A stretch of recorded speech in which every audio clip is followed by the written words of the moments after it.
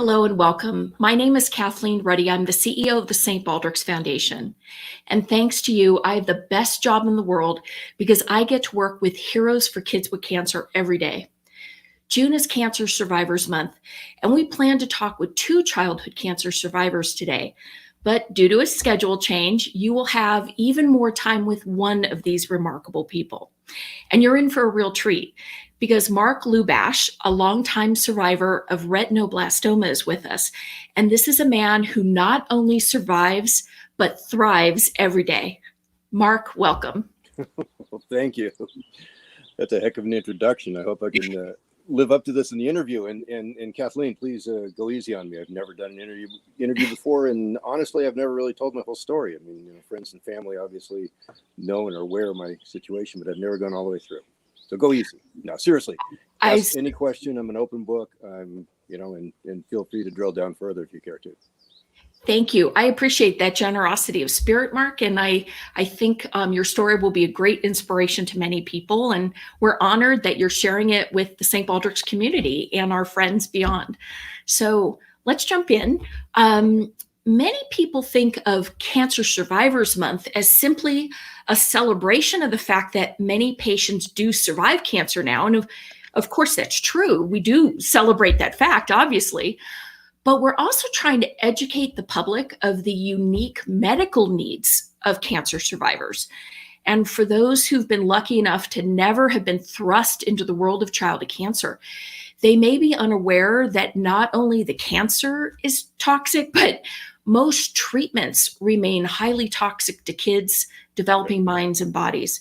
So, Mark, tell us, if you will, about your experience. Well, my experience, well, first off, so I had bilateral retinoblastoma, which means it was, the cancer was in both eyes. I had 2 tumors in my left eye. I had 1 tumor in the right eye. And they treated me with a variety of different things. First off, because I had a tumor in the left eye was enucleated, so they removed that. And then the right eye was treated with radiation, photolight, and then I had chemotherapy seeds implanted in my carotid artery. And this type of cancer is very, very early, very young kids get it. I was almost 3 years old when I was diagnosed, and the doctor told my parents that I'm an old man to get it. Not to say that other kids haven't gotten to later stages, but 6 months, 3 years, it's kind of the window. And so I was treated with, like I said, the radiation, the photolight, and the removal of the eye and the chemotherapy. One thing to note, though, photolight, and let me back up a little bit. I'm almost 62 years old, so this was done in 1962. So that's 59 years ago, if my math is good. Things were a lot different, and at that time I was going through the treatment. These are the new protocols and treatments that they're more or less experimenting with.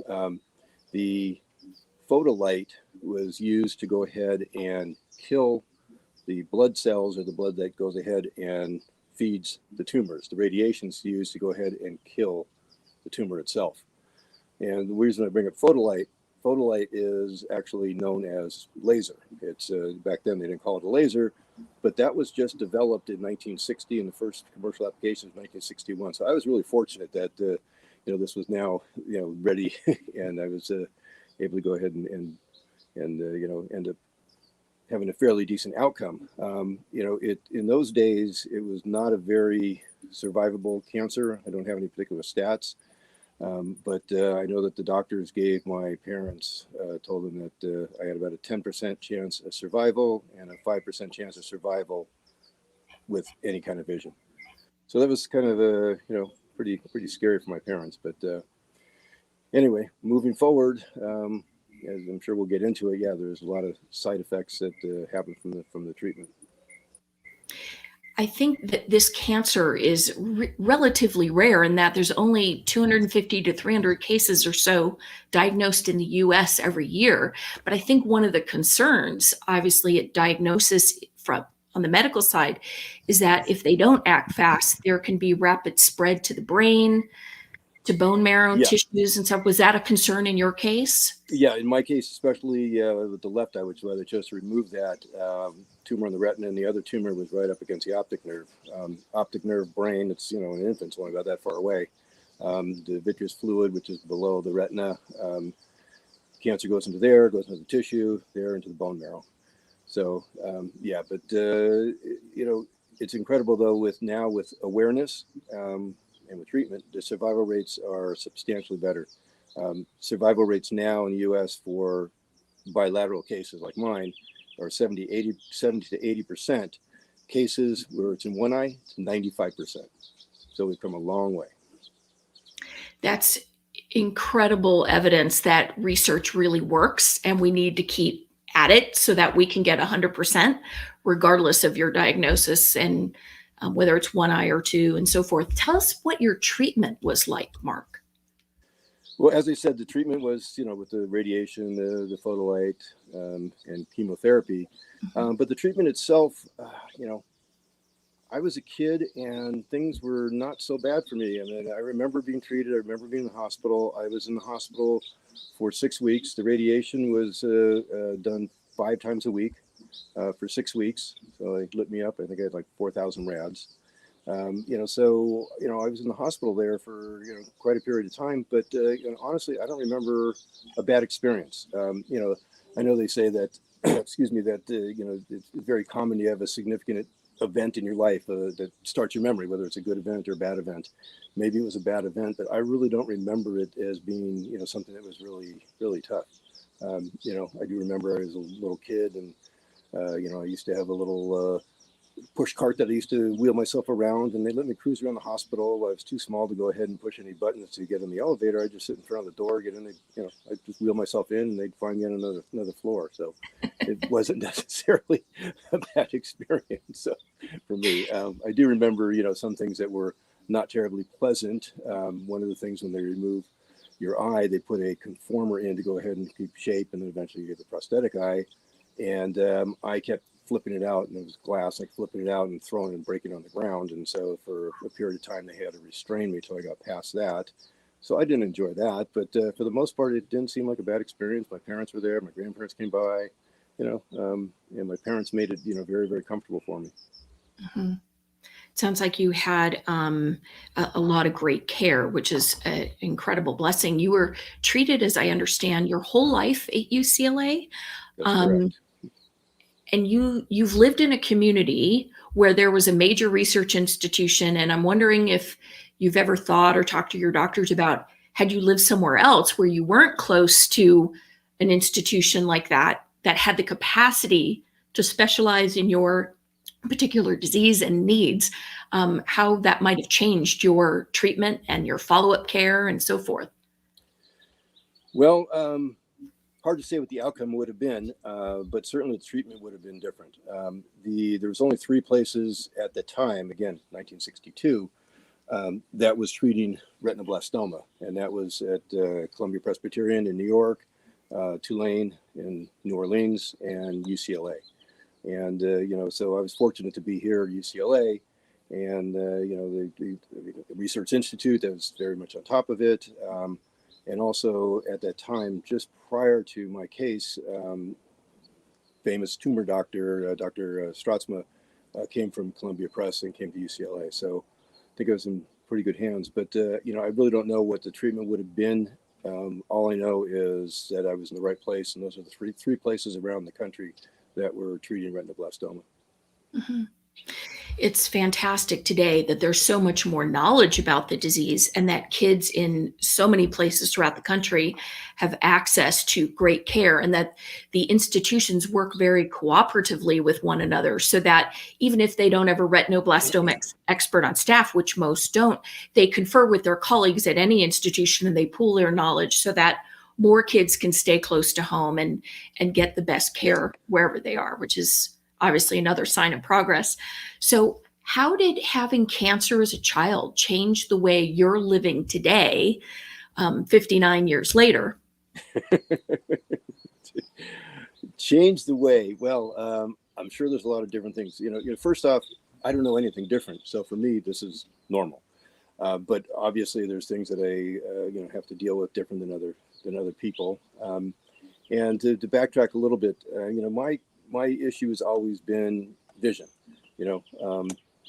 Went through the treatment for the cancer and followed up for 5 years, and which was a real pain in the ass. But that was something that I really didn't like, because for follow-up exams every 6 weeks for 5 years, they put me under anesthesia for it, and that I absolutely despise, only because I couldn't stand shots. But other than that, the hard to say how I lead my life differently. I find that I need to go ahead and be aware of different things. And again, my vision's always the issue, and I sidetracked myself a little bit there. So after I was treated, my vision was pretty poor. And then when I was about 5 or 6, it started getting worse. And then later, as I became a young teen, my teens, I developed a cataract, which was a result from radiation. And then after that, I had cataract surgery, so my vision started to improve. I did much better. I was actually at a point where I was able to drive daytime for a period of time.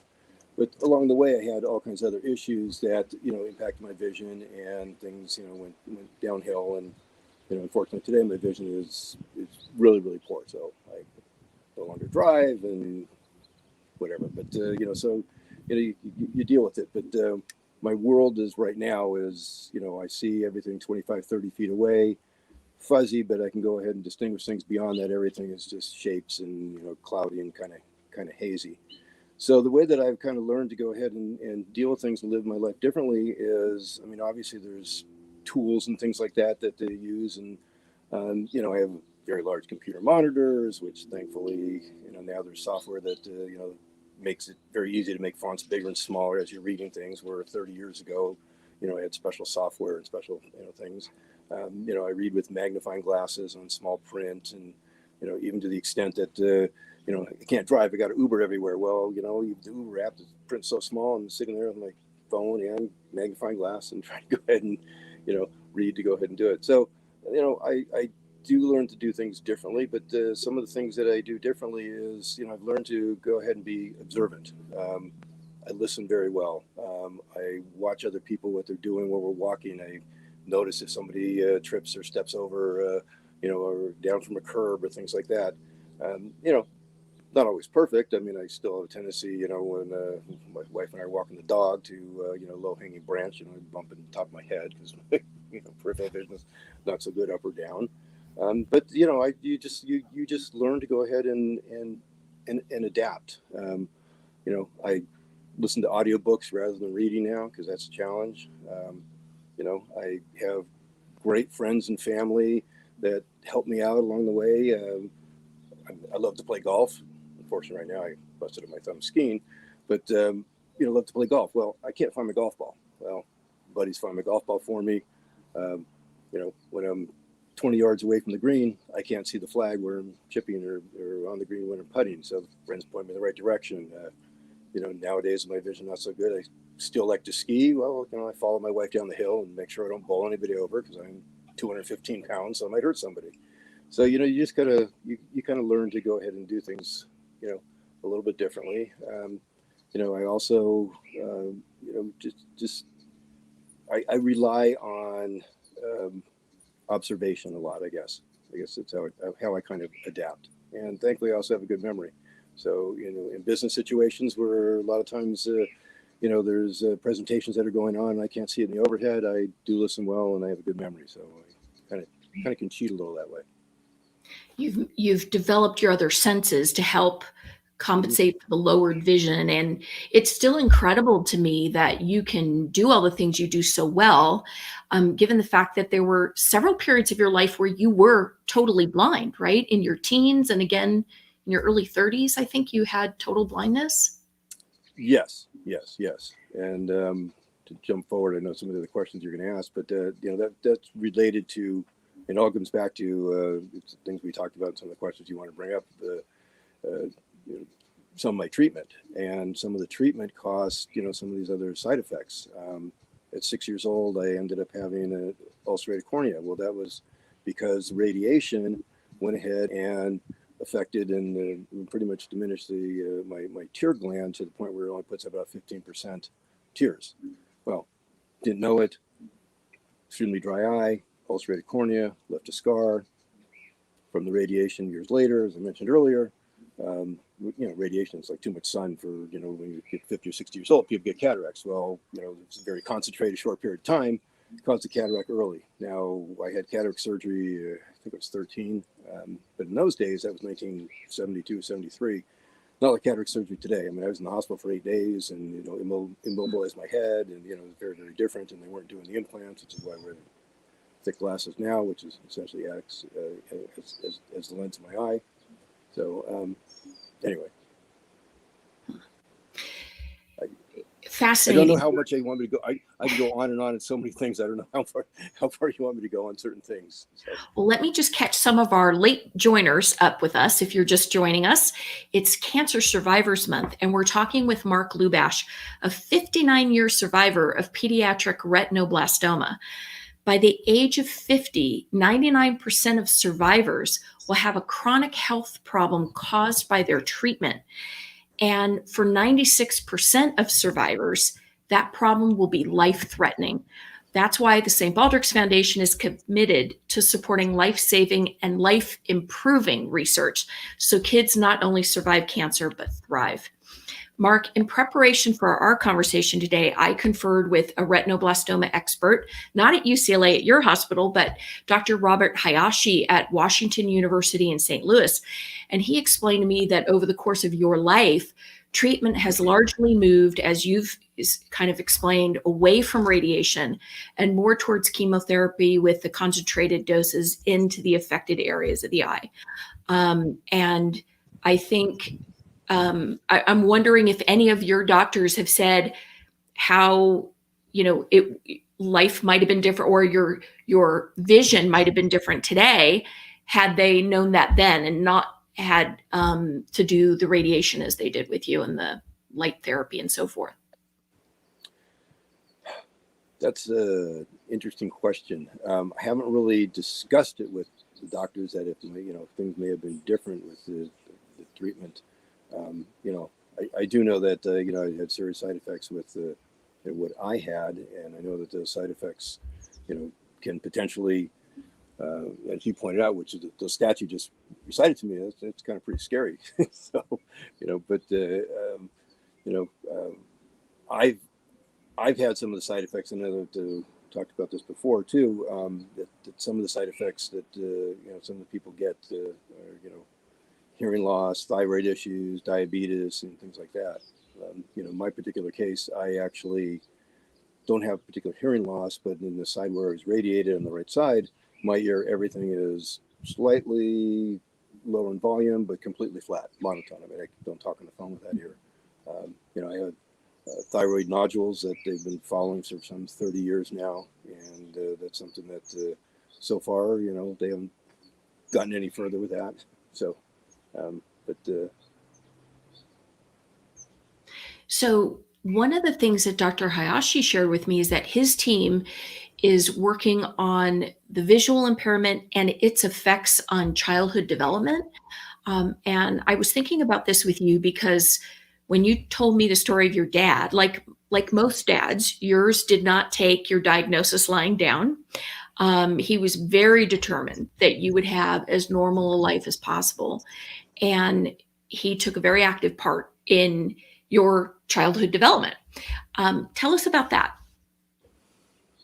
Yeah. Okay, and then we'll get back to, as I kind of go through it, I could talk about some of the other, side effects and things that happen. But my father certainly was not someone that's going to take anything lying down, and nor is my mother. When I was diagnosed, they gave him a very short window of time in order to go ahead and prepare. I was diagnosed actually, sadly, on my father's birthday, 30th birthday. The doctor told him that he's operating on me 7 o'clock in the morning the next day. And my father was like, what? And that's when they told him about, the stats that you may not live, the survival rates, what they expected with me and whatnot. First thing my parents did was, want to make sure it's getting the best care possible. So my father called a friend that was a doctor and referred him to Columbia Press, talked to them, and they said, no, stay exactly where you are. You got, Dr. Dayton and Stratzma and all the superstars that were doing all the research at the time. That was kind of the first step. My mother, went ahead and, made arrangements to go ahead and take care of my sister. And because my sister was 5 years old at the time. My mom had, all my toys and obviously clothing, things like that, brought to the hospital, but a lot of toys and games and things like that. So trying to go ahead and create a temporary home and, to make it as comfortable and as normal as possible. My parents were there all the time. I mean, I didn't know until years and years later that my mother didn't sleep at the hospital with me. Didn't in those days it wouldn't allow her. She'd be there till I was, ready to go to sleep, and I'd go to sleep, and she'd go home and do whatever and come back next morning before I woke up. So anyway, but yeah, the plan really was I wanted to make sure that I, was going to lead the, as normal of a life as possible. They recognized that, and I think my father's words that, I may have some, visual or may have some physical, challenges and physical disabilities, and they didn't want me to go ahead and have psychological and emotional ones either. So they wanted to go ahead and make sure that I could lead as normal of a life as possible. So that, basically they didn't coddle me. They didn't treat me special. I mean, I had to go through treatment, and like I said, for 5 years I would follow up, with exams and whatnot. But they just kind of said, okay, we're going to go ahead and make sure everything is as normal for you as possible. I started going ahead and doing things at a very young age that all the other kids would do. I learned to go ahead and ride a bicycle and read and do all the other things, kind of like the same schedule that most other kids were, but of course it was always a little bit different. I was very athletic, and my father was an athlete himself and kind of encouraged me to do things, and I happened to be fairly fast, so I started running track. Running track, one of the things you would think that's not really great for somebody that's visually impaired, because at that time I was pretty much blind. Or I could see, a little bit, but, worse than I see now. I ran hurdles. Well, you going back to the question of how you deal with life today. Well, back then, learning to run hurdles, well, you adapt, find a different way. Well, hurdles is something where you have a certain stride pattern, a certain number of steps to the first hurdle, a certain number of steps in between the hurdles and whatnot. So it actually wasn't that big of a deal. I mean, once I, understood that, and he worked with me on that, and and certainly I had crashed and burned like all other athletes, hitting hurdles and falling down. But, as a kind of a funny side note, I couldn't see the first hurdle when I came out of the starting blocks until I was just about 2 steps away from it, so 10, 12 feet. Well, years later, after I had cataract surgery and I could all of a sudden see much better, interesting problem I ran into. When I'm in the starting blocks, all of a sudden I could see the entire line of hurdles. So there's 10 hurdles, and it's very intimidating. And I had real trouble adjusting. I would come out of the starting blocks to get to the first hurdle, and I wouldn't go over it. So my father's like, well, you know what? You got to go back to being blind. So up until I retired from track at 24 years old, I would come out of the starting blocks when I'd run a race, and I would come out, close my eyes, and after 5 steps, I'd open my eyes. So anyway, you learn to adapt. And so, but did things like everybody else. My father taught me to ski when I was 4 years old, and I'd follow him down the hill. So now I don't see so good again. I follow my wife down the hill. But the other thing is that they wanted to make sure that interaction with I see a picture of me skiing. That is still my true love. But interacting with kids and friends and leading somewhat a normal life. When I first started school, they put me in special classes and special needs classes, and I really didn't like it. And my parents kind of objected to it and kind of fought the cause. And finally, I think I was at 4th grade, I was finally able to go ahead and go into a regular classroom. And I wanted to play sports and be with my friends and whatnot. So, all that said, there was things along the way. I mean, that were challenging. School was always a bit of a challenge for me. And that was a bit more because I was lazy and wanted to go play and goof off. So not because, vision issues, but, I did have to work a little bit harder. But yeah, I pretty much did everything anybody else did. It just, you find ways to work around. Like I said, running the hurdles, eventually I became a decathlete, long jumping, pole vaulting. I had certain markers on the runway where I knew my step had to be before I was halfway down the runway. And so you come up with things to go ahead and figure it out. Everybody's got issues to deal with, and it's matter how you try to figure to do workarounds. It's incredibly inspirational because I think all of us, as you've just said, have something that we're trying to figure out how to overcome. And there's always a way to do it. And you just have to, if you're dedicated enough and you work at it and you try different approaches, you can find a way. It's a great example of perseverance and a lesson about what you can achieve if you do keep at it. Yeah. So many. Don't have a choice sometimes. Right. That's right. Right. So, survivors of retinoblastoma commonly experience eye and vision problems, as you have, but many fight second cancers as a result of, their treatment caused by the toxicity of their treatment. Are you familiar with do you know any other retino patients, or have your doctors told you about patients who've had other struggles along the way that maybe haven't been part of your story, but are... Personally, I don't know of any other retinoblastoma patients other than and I really didn't know them when I was a kid going through treatments. In terms of secondary cancers, whatnot, one of my doctors, I see many doctors, four doctors for one eye. It's different parts anyway. But my retina doctor, he has shared with me some cases that he's aware of or had, I don't recall specifically, that developed bone cancer much later. And I guess that's, semi-common. I am aware of somebody else, young boy that had retinoblastoma, and I think he was 5 or 6 years old when he got it, which was relatively late. Lost one eye, everything seemed okay, and then about 12 ended up losing the other eye to retinoblastoma as well. So, and by the way, that kid is in his early 20s now, and he plays golf blind, and he's a better golfer than I am. So, That's incredible. Right.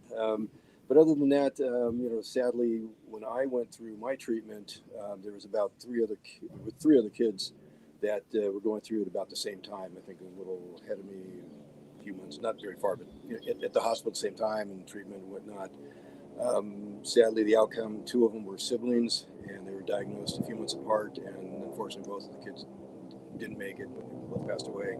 The 4th kid, from what I understand, don't know if he's still around today, but did okay, but ended up losing both eyes. So, Mm-hmm. not always rosy outcomes.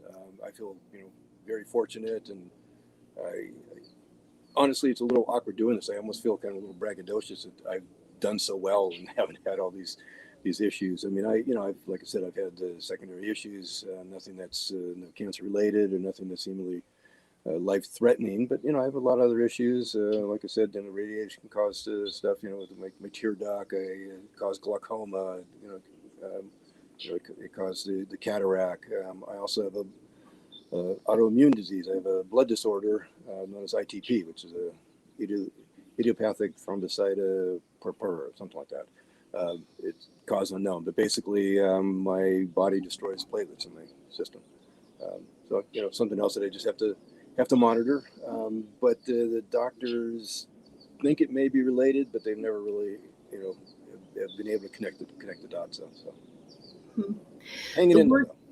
The word cure is such a misnomer because you're obviously a success story, but we can define success even better in the future with continued research. But I think for so many people, cured, they think it means that you have no scars, no other impairments, no other issues to continue to deal with. And, for certainly survivors from your area of treatment, it becomes an active part of your life where you have to manage it regularly. Yes. Yes. Yeah. Managing at different levels. I mean, just the regular care, going to a lot of different doctors. Like I said, I see 4 different ophthalmologists, the other doctors for other issues. I also have a lot of other orthopedic issues because, as I mentioned before, I'm very athletic and been my whole life. I mean, I ski and I sail surf and do all those things and still do. And I hip replacement, shoulder surgeries, and due for knee replacement. So you just gotta keep plowing forward. But Mark, you're such a happy and positive person, and but you're human. And I'm wondering, was there ever a time that you were angry or bitter about the hand you were dealt? not really. And it's interesting too, because I think that the younger you are, maybe the easier it is, because that's all you know. Certainly, I will get frustrated at times. That it takes me so long to read something or be able to do something, or I can't, read the writing on a package and for instructions and things like that. So yeah, and then sometimes I get, I don't know if the right word is disappointed, and I don't get down. It's just kind of like, damn, I can't do that. I mean, this sounds really stupid, but I was just supposed to go skydiving with some friends last week for everybody's 70th birthday. And I've jumped before, but a zillion years ago. Come to find out that when you pull the ripcord in free fall, you pull 3 Gs. Well, I can't have any Gs pulled because of my compromised retina. So my ophthalmologist nixed it. So I was very disappointed that I couldn't go skydiving. So like I said, that kind of sounds stupid. So I don't really get bitter or angry. Like I said, sometimes it's frustrating, and it's and my wife makes fun of me because if I'm going out and doing things, I got to go ahead and prepare a little bit different. If I'm Ubering to go do something, I have a fanny pack. By the way, they're coming back in style. My wife always makes fun of me because I have a magnifying glass to make sure that I can go ahead and I can read my Uber app so I can get home. I can't see a street light anymore to go ahead and cross the street on my own. So what do? I have a little monocular in my little pouch, and I look at the street light and say, okay, it says walk, things like that. So, so those kind of things, annoy me more than anything else. So, but like I said, I think that when you're very young, it's easier for you because you don't know anything else. So that's just the way it is for you. Right. Well, I think children with cancer are forced to develop even more resilience, gain a perspective on life that many may never develop at all, or maybe not until adulthood. Yeah. Well, my sense of you is that you truly have conquered cancer, and you've found a way to overcome things that might have slowed others down, and they might have been just discouraged and just written things off as impossible, and you've not let cancer define you. It's pretty inspirational. Let me ask one last question. Oh, yeah, go ahead. Oh no, I said a lot of it is I have had great support and help all along my mother, my father, as we discussed earlier. My sister has always been my biggest fan. My wife, we've been together since I'm 16 years old, and she's had to deal with all my stuff. And everybody is there. I got good friends, and they support me. And in return, I try to be a really good friend to them. Well, clearly you are, to have that kind of support system as well. So all of us have things that we've that are on our bucket list. What's on yours? Yeah, you mentioned that you were going to ask that. It's just like, I guess one, I'd like to do everything all over again. But I'm not sure I can do some of that. I'd love to travel. A lot of places that I really would love to go to. One of the things though that I always wanted to do is go to Egypt and see the pyramids and Sphinx and that kind of stuff. Things around there. I'd love to do that. As I mentioned before, I'm an avid sailor, but I sail beach cats, catamarans, Hobie cats, little 16, 18-foot boats, off the beach and whatnot. I would love to sail an America's Cup. The ones that they've been racing in the last couple of America's Cups were catamarans that on hydrofoils. And any sailboat, you have to wear a helmet and go 60 miles an hour. I want to sail that. So, that. The other thing is, I think one of the things on my bucket list now also is a little bit more of this. I kind of feel like I've always not been a taker, but I've always been the patient. I've always been the one that had an issue. It's kind of like this point in my life, it's like, well, I'm comfortable and settled, and I would like to go ahead and try to give back and try to help. And the other thing is when I was 13 years old, that's when my vision was declining, pretty severe at the time. And I happen to be Jewish, and I didn't do my religious training. I was never bar mitzvahed. So maybe now I have a couple of friends later in life that went ahead and did that. So I'd say that's on my bucket list. Well, travel, sport, adventure, giving back, mummies, and God. That, I would say, that's a pretty sensational bucket list. Mark, thank you so much for being with us today. And on behalf of Kids Everywhere, thank you, because your journey helped the medical community improve the way kids with retinoblastoma are treated now. It's still rare to meet a childhood cancer survivor of multiple decades, and that will not always be the case, but it's still rare today. And with the help of our audience, we'll get there sooner. For all of you listening, please share this St. Baldrick's Impact Series episode on your social channels so more people will understand the critical needs of childhood cancer patients and survivors. And you can learn more at stbaldricks.org. And if you need any more convincing beyond what Mark has already shared, here's our ambassador, Kellen, with this very special message for you. My name is Kellen. I am 6. I represent all the kids across the country who have childhood cancer.